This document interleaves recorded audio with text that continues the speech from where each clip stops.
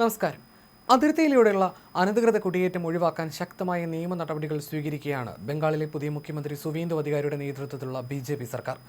അതിർത്തി സുരക്ഷ ശക്തമാക്കിയിരിക്കുകയാണ് സർക്കാർ. റോഹിംഗ്യകൾ ഉൾപ്പെടെയുള്ള 386ഓളം ബംഗ്ലാദേശികളെ സംസ്ഥാനത്തെ വിവിധ ജില്ലകളിലെ ഹോൾഡിംഗ് സെന്ററുകളിൽ പാർപ്പിച്ചിരിക്കുകയാണെന്നാണ് ഔദ്യോഗിക രേഖകൾ വ്യക്തമാക്കുന്നത്. ബസിർഹട്ടിലാണ് ഏറ്റവും കൂടുതൽ ആളുകളെ പാർപ്പിച്ചിരിക്കുന്നത്. ഇവിടെയുള്ള തെന്തുലിയ, പതേർസാദി, ചാർഗഡ് ഫ്ലഡ് സെന്റർ, മീഡിയ സുഭാഷ് നഗർ ഫ്ലഡ് സെന്റർ എന്നിവിടങ്ങളിലായി 335 പേരെ പാർപ്പിച്ചിട്ടുണ്ട്. ബസിർഹട്ടിൽ തടങ്കലിൽ കഴിയുന്നവരിൽ 148 പുരുഷന്മാരും 99 സ്ത്രീകളും 88 കുട്ടികളും ഉൾപ്പെടുന്നു. ബാരൂപൂർ, സുന്ദർബൻ, ദക്ഷിൺ ദിനാജ്പൂർ, ബെങ്കോവോൺ, ബാരാസത്ത്, കൃഷ്ണനഗർ, മാൽഡ എന്നിവിടങ്ങളിലെ ഹോൾഡിംഗ് സെന്ററുകളിലും ചെറിയ ഗ്രൂപ്പുകളായി ആളുകളെ പാർപ്പിച്ചിട്ടുണ്ട്. അതിർത്തി സുരക്ഷ ശക്തമാക്കുന്നതിന്റെ ഭാഗമായി ഇന്ത്യ ബംഗ്ലാദേശ് അതിർത്തിയിൽ ഔട്ട് പോസ്റ്റുകളും വേലികളും നിർമ്മിക്കുന്നതിനായി പശ്ചിമ ബംഗാൾ സർക്കാർ ബോർഡർ സെക്യൂരിറ്റി ഫോഴ്സിന് കൂടുതൽ ഭൂമിയും കൈമാറിയിട്ടുണ്ട്. ഈ ഭൂമിയിൽ BSF ഔട്ട് പോസ്റ്റുകളും മുള്ളുവേലികളും നിർമ്മിക്കുന്നത് വഴി അതിർത്തിയിലെ സുരക്ഷിതമല്ലാത്ത പ്രദേശങ്ങളിൽ നിരീക്ഷണം ശക്തമാക്കാനും സുരക്ഷ വർദ്ധിപ്പിക്കാനും സാധിക്കുമെന്ന് ഉദ്യോഗസ്ഥർ വ്യക്തമാക്കുന്നു.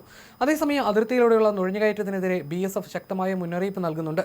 നേരത്തെ ത്രിപുരയിലെ സിബാഹിജാല ജില്ലയിൽ ഇന്ത്യ ബംഗ്ലാദേശ് അതിർത്തിയിലെ 0 പോയിന്റിന് സമീപമുണ്ടായ വെടിവെപ്പിൽ 2 ബംഗ്ലാദേശികൾ കൊല്ലപ്പെട്ടിരുന്നു. ഇത് ചൂണ്ടിക്കാട്ടിയായിരുന്നു മുന്നറിയിപ്പ്.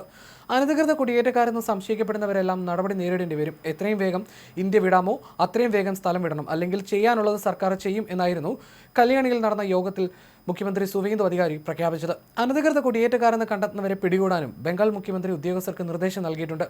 മുഖ്യമന്ത്രിയുടെ ഈ മുന്നറിയിപ്പിനെ തുടർന്ന് ഇതിനോടകം പലരും ബംഗ്ലാദേശിലേക്ക് പോകാൻ തയ്യാറെടുക്കുകയാണ്.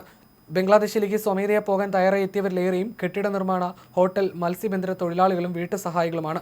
ഇടനിലക്കാരുടെ സഹായത്തോടെ അതിർത്തി കടന്ന് ഇന്ത്യയിലെത്തിയവരും അല്ലാതെ ഇന്ത്യൻ പൗരന്മാരെന്ന രേഖകൾ നഷ്ടപ്പെട്ടവരും ഇക്കൂട്ടത്തിലുണ്ട്.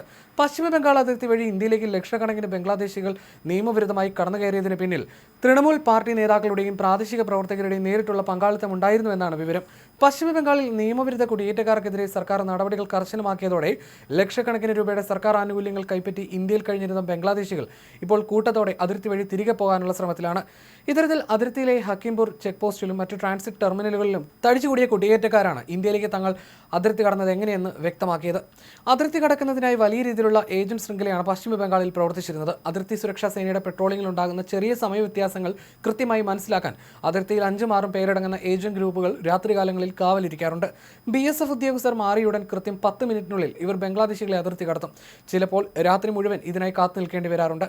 കേരളത്തിൽ ഉൾപ്പെടെ ജോലി ചെയ്തിരുന്ന ബംഗ്ലാദേശികൾ പറയുന്നത് ഇപ്പോൾ മുറി വാടകയ്ക്ക് എടുക്കാൻ പോലും ആധാർ കാർഡും വോട്ടർ IDയും നിർബന്ധമാക്കിയതിനാലും കേന്ദ്ര ഏജൻസികളുടെ പരിശോധന ഭയന്നുമാണ് തങ്ങൾ രാജ്യം വിടുന്നതെന്നാണ്. ഇന്ത്യയുടെ 4096 കിലോമീറ്റർ നീളമുള്ള ബംഗ്ലാദേശ് അതിർത്തിയിലെ നദികളും കൃഷിയിടങ്ങളും നിറഞ്ഞ പ്രദേശങ്ങൾ ഉപയോഗിച്ചാണ് ഈ വലിയ മനുഷ്യക്കടത്ത് ശൃംഖല പ്രവർത്തിച്ചിരുന്നത്.